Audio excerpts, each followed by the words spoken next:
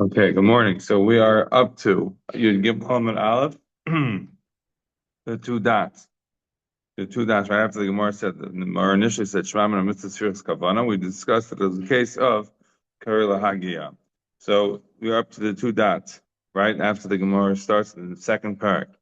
Tana Rabbanan Kriyat Shema Kichsava Devi Rabbi. According to Rabbi, you say Kriyat Shema Kichsava. What does that mean? Kichsava it means you say it over like in Lashon Kodesh, the same way that it's written. Chacham said that you could say over the Kriya Shema in any language, not just simply in Lashon Kodesh. You could say it over in English and Chinese, any language that works for you. My time with the Rebbe. What's the reason that Rebbe says that you have to say over Kriya Shema in Lashon Kodesh? Says the Gemara on Markra, Rebbe dashing down the pasuk says V'hoyu, V'haviyos and Yiyu. We learn out a drasha from you. The way it was given to you, that's the way you say it. Since it was given over in Lashon Kodesh, that's the way you have to say over the Shema. What is the reason of the Rabbanan that they say you could say it over in any language? We open up the parish of Kriya Shema with Shema. We dash from Shema b'chol lashon sha'ata shemeh. In any language that you hear, you understand in Chinese, English, whatever it may be, you could say over Shema in any of the languages that you would understand. As we will see in the next Amud, it's very fundamental to be having an understanding of what you're saying in Shema. It's very important. Even if mitzvah is normally not tzrichas kavana, we do require that we will see at least some aspect of Shema to have some understanding of what it is that you're doing. So now the Gemara says, okay, so we have a lush of Vahayu for Rebbe telling you Vahayu Baviyas and you. We have Shema telling you according to the Rabbanon B'cholosh and Shata Shema. What do each rabbi do with the other one's pasuk? Says the Gemara, the Rebbe Nami Haksiv Shema. But what does Rebbe do with Shema? Shema teaches you B'cholosh and Shata Shema. So if it's teaching you that any language is fine, so why is it that Rebbe holds that you can only say it in Lashon Kodesh? We are in the where it says Gemara in the beginning of the second paragraph. It says Gemara, so 4 lines down. So the Rebbe Nami Haksiv Shema. According to Rebbe, it says Shema, which teaches us B'chol Lashon Shata Shema. So the Gemara says, the Rebbe also uses Shema, but he doesn't use Shema to teach you a vart that it's coming to tell you that you could say over in any language, because he holds not. He holds V'hayu, teaches only Lashon Kodesh. So what then is Shema coming to teach you? Says Rebbe is coming to teach you that you have to hear what you say. When you're saying the Shema, it has to be audible. Right? Means you have to hear what you're saying. Shema, listen to what you're saying. It's not just telling all the people of Israel, Shema Yisrael, all the Jews should hear what you're saying. You have to hear what you're saying too, meaning it has to be somewhat audible. Rabbanan Savrilu, Kimad Damar Le Shmuel Azna Yatsa. The Rabbanan say it doesn't have to be loud. When you say over the Shema, it can be quietly. So for the Rabbanan, they don't need Shema to teach me that you have to hear what you're mitzvah picha, because they don't feel that you have to say it out loud. According to Rabbanan, you can say it quietly. So for the Rabbanan, Shema is necessary then to teach you the Chalosh and Shata Shema. But what about the Vahayu? What do the Rabbanan do with Vahayu? The Rabbanan Nam Yaksiv Vahayu. So what do the rabbis do with the words Vahayu? So the Gemara explains, they needed to teach you that you can't read backwards. I mean, you can't read backwards. If we look at Rashi, Rashi, look at the end of Rashi. Rashi says, right? You have like a weird nut job, right? What's he gonna do when he doesn't, he like wants to read Shema backwards. Not talking about different orders of the prakim. He wants to read literally the words backwards. Such a person is not going to be Yotze. He cannot read Olam Mafreya. So that's what it means. The rabbis are not having Vahayu to teach you that's Kriya Shema Kirsava, because they're using Vahayu to teach you that you cannot be Kairei Shema backwards. You cannot read the words out of order in reverse order. So what about Rabbi? But Rabbi Shleik Olam Mafreya, how does Rabbi know? If Rabbi is using Vahayu to teach you that Kriya Shema Kirsava, there has to be a blush on the Kodesh, then how does he know that you can't read the words backwards? Does the Gemara nafka midvarim hadvarim? So it could have said, as Rashi explains in that same Rashi, midvarim hadvarim, the havle lemechta vayu dvarim ha'ela. It could have just said vayu dvarim ha'ela. Why did it say vayu ahad dvarim ha'ela? So we learn from that extra hey that teaches you that you can't say over the words backwards. So it comes out then, according to Rebbe, we have the words Vahayu, which tells you Kriyash Makrisav has to be Lashon Kodesh. Devarim Hadavarim teaches you that it cannot be read over backwards. That is the Lashon of Rebbe. In terms of Shema, Rebbe says that's Hashmei Lozim Hashatam Etzmi Picha, right? So according to Rebbe, that would have to be audible. According to the Rabbanan, Shema is coming to teach you that whatever is you being b'cholosh and shat Shema, you can say it over in any language. V'hayu is not coming to teach you to say it over in lashon kodesh. Rather, v'hayu is there to teach you that you can't say it l'mafreya. So what are the rabbis then they're going to do? We have extra for the rabbis. What about the hey? Could have said v'hayu dvarim meila. What about v'hayu had dvarim meila? What do they do with the extra hey? Rabbanan dvarim had dvarim meila darshi. So for the rabbis, they don't darshan this extra drasha. So it comes out then that we have an understanding for both Rebbe and for the Rabbanan what they each do with the words Shema and Vahayu and the Hey and Hadavar. Good? Clear. Says the Gemara. Lememar, does this mean to teach you the Sava Rebbe T'chala Terakula B'chalashin Nemra? Does this mean to tell you that according to Rebbe, then the rest of Torah, you're able to say it in any language? What do you mean? Because if you mean according to Rabbi that you have to say everywhere in Torah it has to be Lashon HaKodesh, then why do I need Vahayu over here? Rabbi is learning out that Shema has to be done Kriyash Makasav. It has to be done Lashon HaKodesh. Why? Because it says Vahayu. So the Gemara is asking, I don't understand. According to Rabbi, if I have to teach you here by Shema, then it has to be Lashon HaKodesh. Presumably, that means that the rest of Kol Torah Kula, that you'll be able to do it in any language, and that's why I have to teach you here. No, here by Shema you have to do Lashon Kodesh. Is that what Rebbe? Is that the position of Rebbe? Right. So the says the more detail that Lashon Kodesh never very because of Rachmana Lamali. Right. Because if for the rest of the Torah would all have to be Lashon HaKodesh, then there'll be no need by Kriyash to teach you Vahayu. Says the Mar, no, it's Mishum the class of Shema. Mishum the Shema. Since it already said Shema, which could be used as it is used by the Rabbanan to say that it could be B'cholosh and Shata Shemea.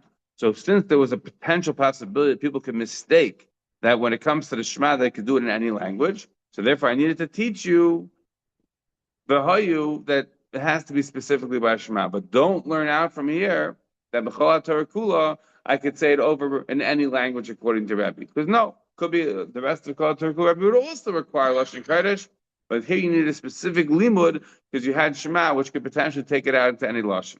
And now you have the reverse. The rabbis say that Shema you can say over in any language. Does that mean to say that when it comes to Kol Torah Kula that they say it has to be Lashon Kodesh? These talk about the Chalash number because if they hold that all the readings of Torah could be done in any language, so Shema the Kasav Rachman Olam, they want to have to say Shema. Why don't you need Shema over here to teach that you can say over the Shema in any language? If Kol Torah Kli could say over in any language, then why would Shema be any different? On that, the Gemara says it's a Mishum Nefseh V'Hayu. No, it is different because here it says V'Hayu, and V'Hayu could be taken as being only a requirement of Lashon Kodesh. So once I have a requirement that's only Lashon Kodesh, I need Shema to modify it and moderate it, and it could be in any language. But don't learn out. Don't extrapolate from Shema, not according to Rebbe or according to the Rabbanan about the rest of the readings of the Torah. According to both Rebbe and the Rabbanan, the rest of the Torah is irrelevant. You cannot bring any rayas from that to us. Why? Because they are what they are, and we have specific limudim here in Shema to teach us the specifics. According to Rebbe, that it has to be B'Aviyas and you, it has to be Kriyash Mekesava, and according to Rabbanan, Shema, what do we mean? Right, it's an interesting argument between Rashi and Taisus here. What do we mean when we say other readings of the Torah that could be Lashon Kodesh or B'chol Lashon? Which other readings of the Torah are we talking about? Taisus points out in the Taisus Lashon HaKodesh. Look at the Taisus. Taisus Lashon HaKodesh number. It says Taisus Perish Rashi Perish the Megillah Lukres B'Torah. We're talking about the reading of Torah. In other words, when you read the Torah, right, it's a relevant sugya for now. We're coming up to Chanukah. The Mishnah and Megillah test the fact that the Torah could be written over in Greek, right? We know that Lamaisa, the Torah that we have today, if you have a mistake in it, right, a one-word mistake, right, if it'll be one letter is missing, the whole Torah is puzzled. But a Torah that's written, the whole Sefer Torah is written in Greek, right? If it's Greek to me, but it's not so early today. Joke. So if you have a whole Sefer Torah written in Greek, the halacha is what? Kosher Sefer Torah. The whole Torah is written in Greek. According to the Gemara, so Shimon Lil says, we learn off on the pasuk after the Kim the Ephes Yishkem Baal Hashem. The Sefer Torah is kosher. Whole Torah. Now Lamaisa, it's not relevant because the Rambam writes we don't have this ancient Greek anymore. It doesn't have that. But the Yerushalmi says why? Because there was something in ancient Greek that they realized that the Yerushalmi says that they were checking out the whole world and they saw that none of the languages of the world were able to be the Torah called Tzarcha, except for Greek. What does that mean? Not for now. But for our purposes right now, what we see is that there is a possibility, at least a potential possibility, to understand that there could have been an understanding of Torah being able to be written in other languages, and specifically Greek as the only that's the only language. So what are we saying over here is not that we're not here talking about the kashas of writing over Sefer Torah in a different language. What we're saying is other readings of the Torah. What do you mean other readings of the Torah? What are the other readings you would have? So Taisus is quoting Rashi, likrois b'Torah, to read the Torah. When you would be reading the Torah, that you could read it over in another language. That you'll be yetzer, presumably not the mitzvah of kriya of a Sefer Torah, but just to, I guess, be reading the parsha and be mekayim in the mitzvah of kriya in a different language. That's what it sounds like, because the only language that would be ever a possibility to have it actually written in a different language would have been Greek, because nothing else would work. Like the parsons in your tone could be in this Greek, That according to that Manda Amar, again, we don't have that as a possibility today. but we rediscovered it. In theory, if you rediscovered it, it would be an interesting debate. Whether or not we pass like a Pshim Gamliel, again, is a question. Yeah, but what are you reading from?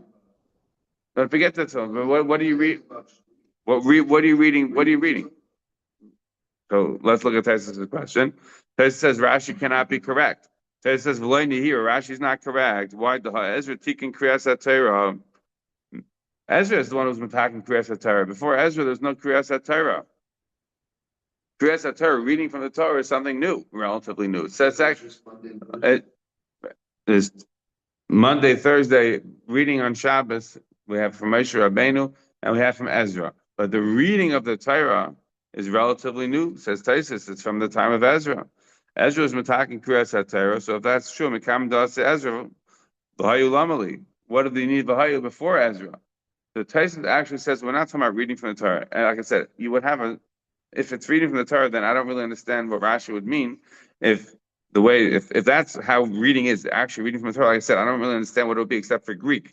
So put that on the side. And Greek would be fine, at least according to one man the Amar. So let's put that on the side. I don't.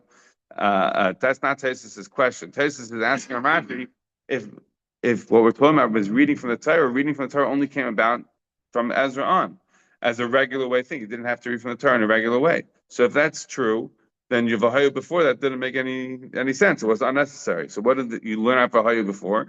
It says we're not talking about regular reading of the Torah on a regular weekly basis. What we mean is the parshas that the Torah itself says have to be said. For example, when you come to the Beis Hamikdash with Bikurim, you have to say over the Parsha Bikurim. V'vidur Marshi, you have to say that over. Parsha Chalitza, the woman has to say Kocha, yeah, certain things have to be said. Right? You have the Parsha, various mitzvahs of the Torah, Parsha Zachar, of remembering Amalek. Certain things have to be said. So that's the kinds of kriya that we're talking about. And that's what the question was, could you do that in any language or not? And on that was where what the Havamina was, is it B'chol Lashon or is it only B'Lashon HaKodesh? And that's where you have a machlokes between Rashi and Taisus, at least what the theoretical Havamina was. As we point out, in the end, you cannot prove, according to Rebbe or the Chachamim, what it was outside of Shema. It's just within Shema that we have machlokes of Shema and V'hayu, but you can't get a predisposition as to what their position was outside of Shema. Good? Clear. Okay.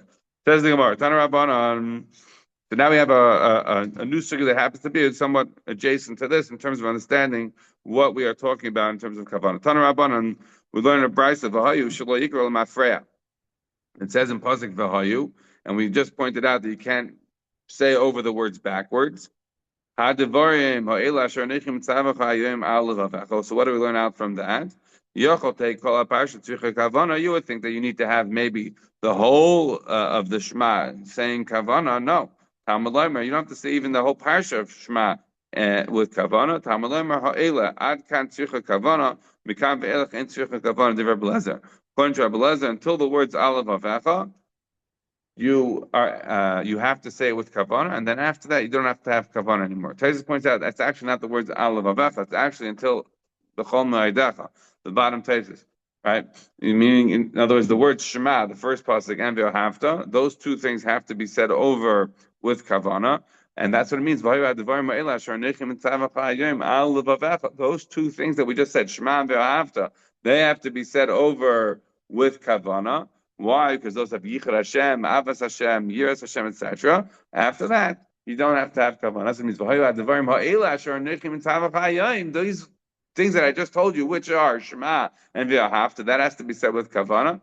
But after that, nothing has to be said over with kavanah. That's the position of Rabbi Lezer. Amar Rabbi Kiva. So Rabbi Kiva says, no. Hareyu Aimer, it says in Pasuk, turning the page now to Yud Gimel on the page. But it says in Pasuk, Asher Nechim Tzavacha Hayom Alav Avecha. It says in Pasuk, Asher Nechim Tzavacha Hayom Alav Avecha. And what do we learn out from that? Mikan Atolom Shekol HaParsha Kula Tzricha Kavana. Right? You're saying, all of these words that I'm telling you today should be alav avecha. All these things should be on your heart. Meaning the whole parsha, the whole first parsha, has to be said over with kavana. If you look at Taisus, have Taisus Charnichim and Savacha. The Taisus says because if you look at the Lashon HaPasuk, it says V'hayad Dvar Meila Charnichim Tzavachayim. So it says it could have said Asher to be Sicha. What do you mean? The mitzavacha? It's mashma afilu mikam ve'elach. It's mashma everything that I said over. All the words in this parsha need to be said over with kavanah mikol makom isrich ha'ela. But you need to have ha'ela here. The ilav hachi avamina that parsha shniya b'chal. Because maybe I would think that even the second parsha. Again, I don't really understand this part of Taisus well because the second parsha of Shema is not the second part of Shema.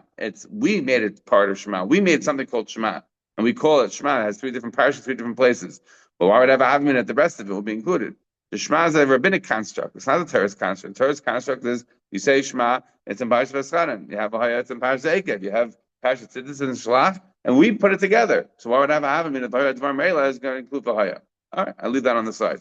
But in any event, we have machlekes here between Rabbi Lezer and Rabbi Kiva. According to Rabbi Lezer, the way Taisus is learning, essentially the first two psukim of Shema have to have kavan, and after that, no. Maybe according to Rashi, all the way until Alav Avecha has to have kavanah. Either way, but we have the position of Rabbi Kiva that says the first parsha of Shema has to have kavanah. Mikam ve'elach after that, V'hayim Shema does not need to have kavanah. No, we're not talking about repeating anything. We're talking about ideally what you have to do when you are saying the Shema. You shouldn't just say it a bit to say it. They have to be focusing on what you're saying. Okay. So says the Gemara, Amar Rabbi Bar Chana, Amar Rabbi Yechanan, Alach Rabbi Akiva. Rabbi Bar Chana says the name of Rabbi Yechanan that the Allah is like Rabbi Akiva. In other words, that where do you have to have kavanah when you're saying Shema? Not on the first two psukim or the first until Alav Avecha, but rather the whole first parsha, the whole Shema V'hafta has to have kavanah. That's what Rabbi Bar Chana is saying. The name of Rabbi Yechanan that Allah is like Rabbi Akiva. Put that on the side for a moment because we're going to have various versions of this debate. There are those that would like to say over this vart of Rabbi Bachan and the name of Rabbi Yechon, Rabbi Kiva, who say it over in a different brisa. That what? The Tanya, we have a brisa that says that somebody who's reading the Shema has to have kavanah. Rabbi Yehuda Aimer, Keva and Shekivan Liba Parak Risha and Shuvain Etzarach. Rabbi Achal, in the name of Rabbi Yehuda, says that once he had kavanah in the first parak, meaning in the Shema V'Havta, then he doesn't have to have kavanah anymore. He doesn't have to have kavanah in V'haya, right, or V'yomer. And then we have Rabbi Rachan, Rabbi Yechon, Rabbi Achal, Shem Yehuda. Then we have this Rabbi Rachan in the name of Rabbi Yechonon that says that Allah is like Rabbi Achal, the name of Rabbi Yehuda, namely that you do not need to have kavanah in the rest of the Shema, just that first parak, right? Shema V'Havta is the only part that has to have kavanah. Good? Fine. Continues the Gemara. Again, Tanya Idok, we have another brisa that says, V'hayu, we just learned that V'hayu teaches us that you can't say L'mafreya. Who said that you can't learn L'mafreya? That was the Rabbana, right? From Rebbe. Rebbe said that, how do you know it's not L'mafreya? Because it says Devarim Hadavarim. You learned that from the extra hay. according to Rabbanan, was Vahayu. Vahayu taught that you can't say over the Shema backwards. So it says this Brisa, Tanida, Vahayu Shalayikul Mafreya. Vahayu teaches that you can't read the words backwards. Aleph. What about the words Aleph? What do we learn out from that? Rabbi Zudra Omer Ad Kam Mitzvahs Kavana Mikam Ve'elech Mitzvahs Kriya. According to Rabbi Zudra, and at least at the stage that we understand the Gemara right now, it sounds like what Rabbi Zudra is saying is from Aleph Avacha that until now you have the mitzvah of Kavana, but Mikam Ve'elech, meaning the second parasha of Shema, you only have the mitzvah of Kriya. You don't have to have the mitzvah of Kavana. That's what it sounds like, right? So the first parasha you have to have Kavana. The second parasha you have the mitzvah of Kriya, right? Meaning without Kavana. Rabbi Yeshua says, Ad Ka mitzvahs Kriya. Rabbi Yeshua says, only until now you have the mitzvah of Kriya, but Mekan Ve'elech mitzvahs Kavana. But after that, meaning the second parasha of Shema, sounds like you have to have Kavana. So the first parasha is Kriya, and the second parasha is Kavana. It should be the reverse of Rabbi Akiva, the reverse of the position of Rabbi Acha, the name of Rabbi Yehuda. So the Gemara now wants to explore first Rabbi Zudra, and then explore the position of Rabbi Yeshua. Says the Gemara, one second. What do we mean? What are we trying to say? Says the Gemara, Maishna Mikan Ve'elech Mitzvahs Kriya. You just told me that Rabbi Zudra says that the first parsha of Shema has to have Kavana, and after that, it's a mitzvah of Kriya, meaning without Kavana. So the Gemara wants to understand, Maishna Mikan Ve'elech Mitzvahs Kriya. What's the reason that you say the second parsha of Vayib Shemaya? That's only a mitzvah of Kriya, and it doesn't have a mitzvah of Kavana. The Sivla Daber Bam. Right? Because the pasuk says in Vayib Shemaya V'Samtem. Right? We say L'daber Bam. Right? It says L'daber Bam. So you see, it's only dibur. It's only speaking. You only have to read the Shema, the Vayib Shema. It doesn't have to have any Kavana. Says the Gemara, really? That's not a very good source. Look in the Ve'ahavta. What does it say in Ve'ahavta? Hachanami Yoksev V'dibarta Bam. Right? We say V'dibarta Bam in the Ve'ahavta. So that also sounds like Kriya. So what's the reason that you're saying the second parasha of Shema, Vayim Shemaya, is sufficient to say just the Kriya alone is enough, and you don't need to have Kavana because it says L'daber Bam. But in the first parasha of Kriya Shema, it says V'dibarta Bam. So why don't we say in the first parasha Kriya is enough? Meaning either say both of them have Kriya and Kavana, or say both of them have Kriya, but it shouldn't be one has Kriya and one has Kavana, because they have the same words. They both require the same things.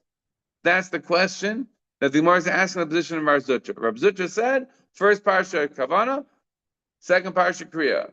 Mar says that's not substantiated. It should either be both parshas require both, or both parshas require only one, but they shouldn't be differentiated, because it sounds like they have the same requirements.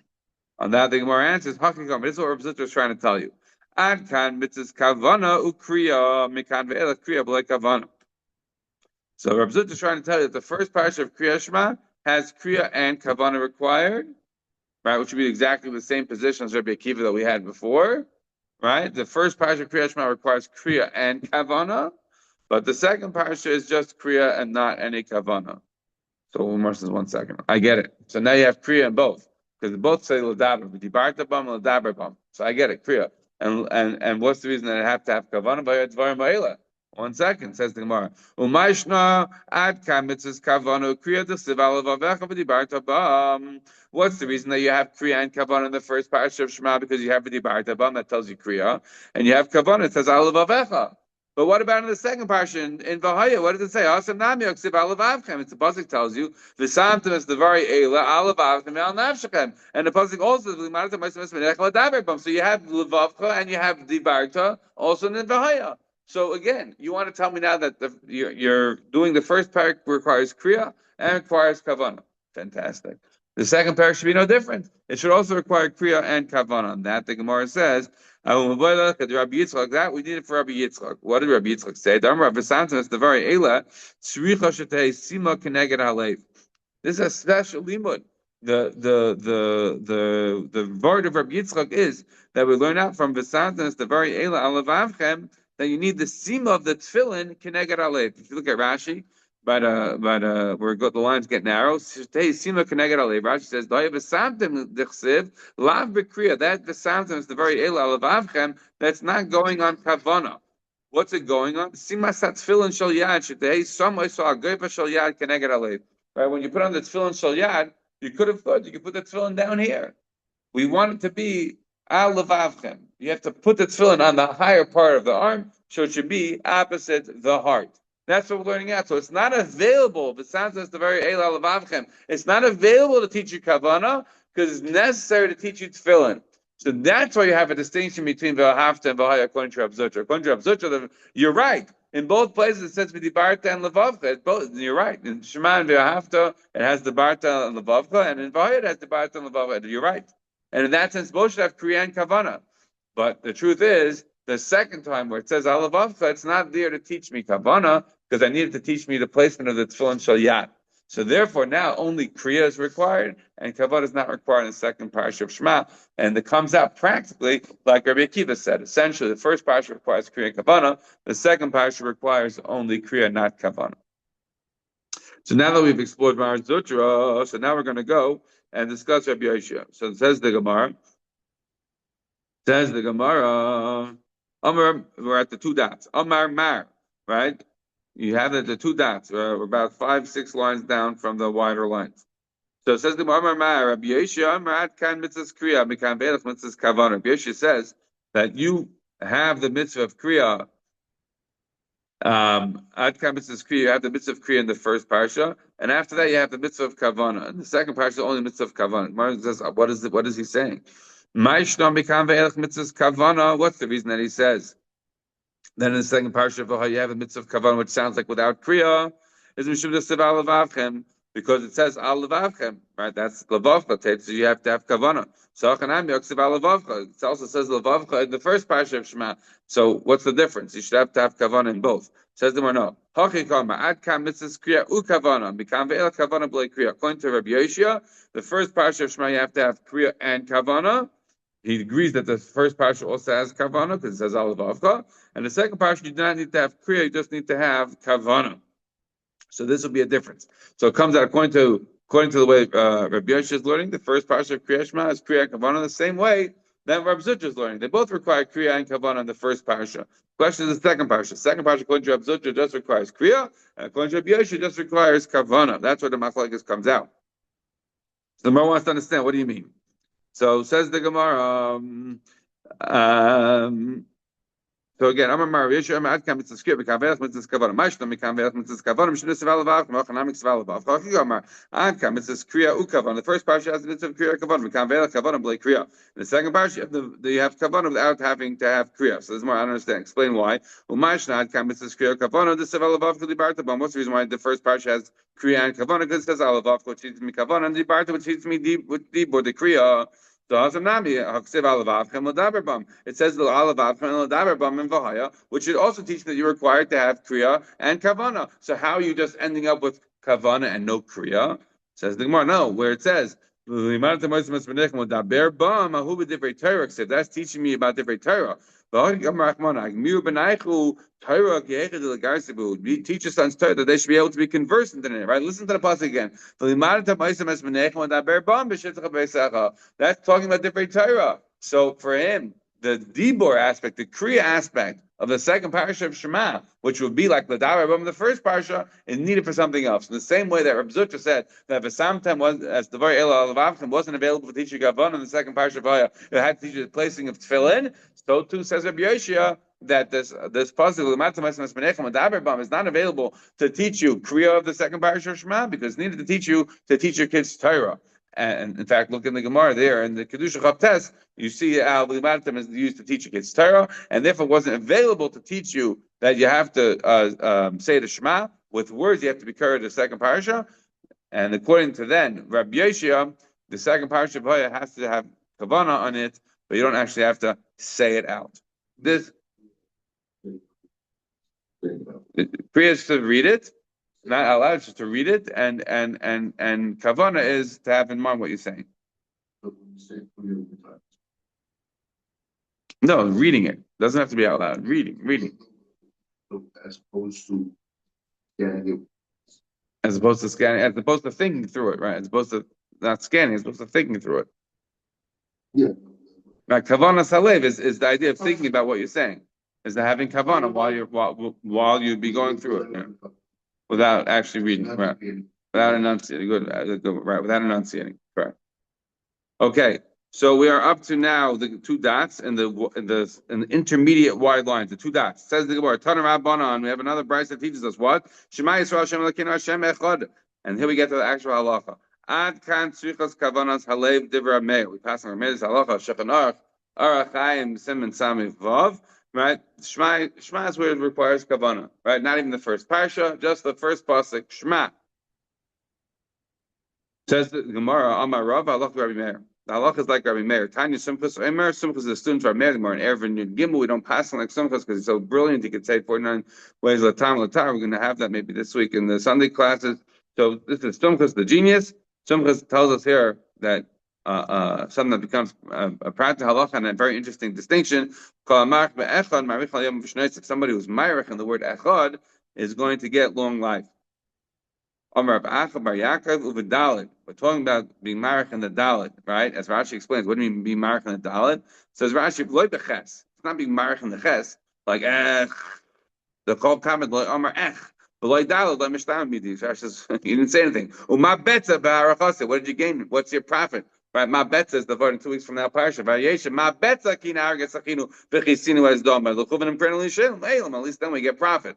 Says Rashi, if you're saying what did you gain? That's not what he's talking about. Someone in the dalit. So Ravashi Bavachi after the ches, but you can't rush through the ches. You got to say it nicely. So Rabbi Yirmiyah was sitting in front of Rabbi Chibra. Abba Chazit have a mark tuva. He saw he was mamish being very myrich when he was saying the like very long. So I'm like giving them left and he says you have to be mamach the burnish when you say echad on the heavens and the earth in all 4 directions. Once you do that, you're done.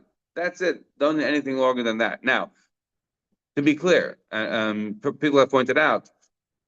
Well, let's put it in order. So Shulchan Aruch brings down this halacha, right? Marach from the echad, etc. But how much are we talking about? Marach, not a huge amount, just the amount to be mamach Kodesh Baruch Hu in the Shemayim V'Aretz and Abra Ruchos. Fine. Next, what does that mean for all practical intents and purposes? You have to be a little careful, right? Because if you say echad, all of a sudden you change the word. There's no echad, right? It's not a shva na. Right? It's a shvanach. It's a khan. Right? You're not supposed to be making a sound. It's not a shva that you're supposed to pronounce. Quiet. Right? So for us, we have to be careful when we say echad, and we're not saying echad da. Right? It's echad. So that's number one. Number two, if you're a Yemenite, it's a lot easier to mark in the dalit, right? Because they say dalith. Right? So echad, if you say echad, you can do it without having the problem with the shva. We also say, as Ravachi is saying, over here, you're not supposed to be like brushing through the ches. You say it with a little bit of elongation of the ches as well. So the way it comes out for us is echad, and you have to have in that echad enough time to be able to think about HaKadosh Baruch Hu is the Melech in Shemayim V'Aretz, Abra Ruchos, and that's enough.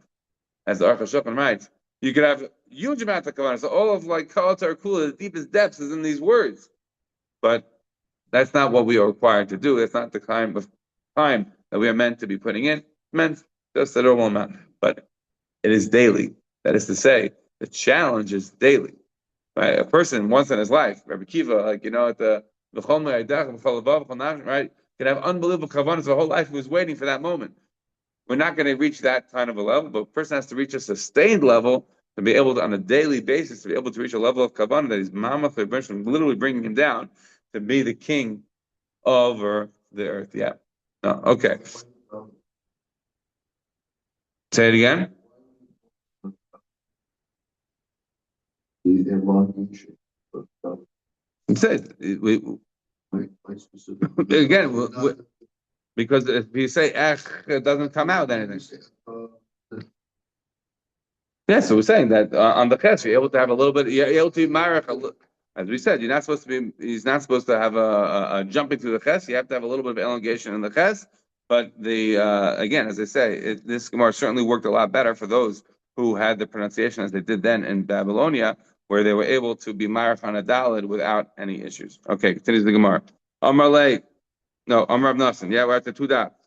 Amar Rav Nassim bar Mar Ukva. Amar Rav Yehuda Alabavcha ba'amida. Rav Nassim bar Mar Ukva sounds like he's saying that until you get the word Alabavcha, you have to say it's standing up. What do you mean standing up? As Taisus points out, what do you mean ba'amida? We have the Taisus here Alabavcha ba'amida. Taisus says the Rishonim explains it doesn't mean, and if you look at Rashi says about me that filu beis hillel. What do it mean? So just to be clear, we're not like changing the psak. We still pass like beis hillel. You don't have to say Kriya Shema of the morning while you're standing. You could say the Kriya Shema of the morning while you're sitting. It's not an issue. But remember, according to beis hillel, you could say it while you're going, while you're in your while you're traveling. So we're saying Ba'amid, you have to stop. You have to stop. That's what we're learning out from the Yerushalmi. The Yerushalmi first lav the not that you have to, when you're sitting, you're standing. No, but if you're in the middle of going, you have to stop. Avgad v'salam recholam karkadak. Even though Beisil says anybody can say in any direction. Nevertheless, it's still better to stand. When you're in the middle of going, because while you're going, while you're traveling, you don't have enough das to be able to have kavanah. When a person's walking, you're not going to have enough kavanah. But when you stop, that is really the more appropriate way to do it. When somebody's going on the road, he has to stop at the first pasuk. This is a person, as we said, in the halach like Rameir, you have to have kavanah for the first pasuk. And then Tes goes to Tanchuma that says the same thing. So again, Rav Nosson Amar Okba says her name Rabbi Huda. Again, as we said, Amid doesn't mean literally you have to stand for Shema. No, we go like Basil. You could even be sitting. But if you're in the middle of walking and traveling, then you have to stop for that first pasuk. As it says from the Yerushalmi and also the Tanchuma. Says the Gemara, doesn't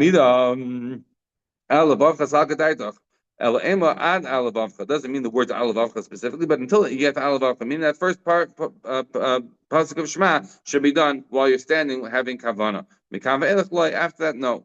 Rabbi Yochanan says the first parsha of Kriya Shema has to be all with standing. In other words, not that you have to stand up, but you have to be in one place in order to have kavanah for the first parsha. Rabbi Yochanan is going according to his own reason.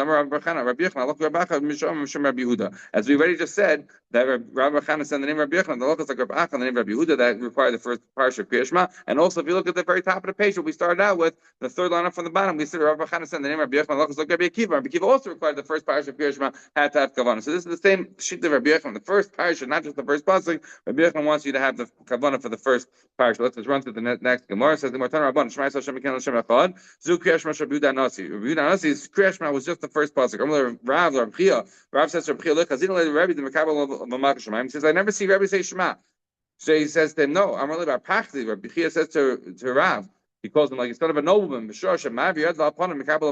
When he puts his hand over his eyes quickly, that's when he's standing over Shema. Meaning he's only standing over the first pasuk. Does he finish off the rest of Shema afterwards or not? Says the Gemara. Bar Kapar says he doesn't finish it over. Shimon Rabbi says he does. So I find it to be a very fascinating machlokes. So the fact that the Bar Kapar could argue with the son of Rebbe. The son of Rebbe says what his father did, and Bar Kapar says no, he didn't. So and then they have a debate about it. Something more. Bar Kapar says Rav Shimon Bishlam. I mean, Bar Kapar says Rav Shimon Rebbe. According to me, it makes sense that I say he doesn't go over it again. Why had the Rebbe Yeshmaitza this by Yitzias Mitzrayim? Because Rebbe always said over in the middle of the year, he would always say something over about Yitzias Mitzrayim every day in the year. Rashi says B'chol Yom. Every single day would say something over about Yitzias Mitzrayim. So therefore, you see that according to Rebbe, he required you to say elements of Shema, so that's why he doesn't have to go over it again, and he would say over Yitzias Mitzrayim this year. But according to you, that he said, you say that he goes over Shema again, then why is he always making sure in Shir he was always to make Yitzias Mitzrayim every single day? So Rabbi Shimon Rabbi says no. He wanted to say it over in the right time. He wanted to bring over something by Yitzias Mitzrayim in the right time. Says the Amar Bill Bird of Shmuel from Martin Mishmei the Rab Amar Shmai so Shem Ken Shem Achav and Anas Mishina. Again, we're talking about now somebody who's trying to say Shema, by the nighttime, and he falls asleep. He's Nanas Mishino. So what's the halacha? He said over the first pasuk, Yatsa Amar Rav Nachman Dar Avdid. Rav Nachman said to Dar his servant, Sukkah Kamet Tzaron Tefela It's Tzaron. You should bother me to make sure I say over the first pasuk correctly, but after I say over the first pasuk with Kavana, then let me go. If I fall asleep and I can't say the rest of Shema, don't worry about it. Rabbi Yosef, Rabba. So Rabbi Yosef said over to Rabbi Yosef, the son of Rabba, well, how would your father be nutting when it came to the Shema at night? He's very tired. He would bother himself to make sure he had kavanah in the first pasuk of Shema at the night, and make sure he had kavanah in that, but after that, no. Rabbi Yosef practically Kriya Shema. Rabbi Yosef says that a practicing somebody who's lying on his back shouldn't say over Kriya Shema. Says the more miku delay likra mikdash dami. But you're mashma that when you're lying on your back, you can't say the Shema. But it sounds like you could sleep like that, but you're not supposed to sleep like that. Rabbi Shimon Lev lied on the gun at Parkin. Rabbi Shimon Lev says you're not allowed to sleep on your back, and it's not because of the fact that a person might be coming to Kisha Atzma Ladas because that's an aver. No, the Rashi explains because it'll be a Gnai, because it's Shaloi Ladas. It's not Ladas. It's Shaloi Ladas, and it'll be a Gnai because people would see it. So therefore, one's not allowed to do it. Rabbi Shimon Lev would curse somebody who did that. So the more explains, when a person is leaning a little bit, then he's able to say over the Shema. But so when you're leaning a little bit on the side, you can sleep like that. But when to say over the Shema, it's not appropriate. It's too much haughtiness. As the Rabbi Yechon would lean a little bit on the side, and he would say the Shema. Shani Rabbi Yechon the Baal Basar. Rabbi Yechon was very corpulent, as the Gemara in Bamitzvah Pei Gimel, so he wasn't able to really get up. This goes back to that meiri that we said before about what does it mean, Kriyash Malamita? Is it literally Alamita or Samach Lamita and all of that? Have a wonderful day.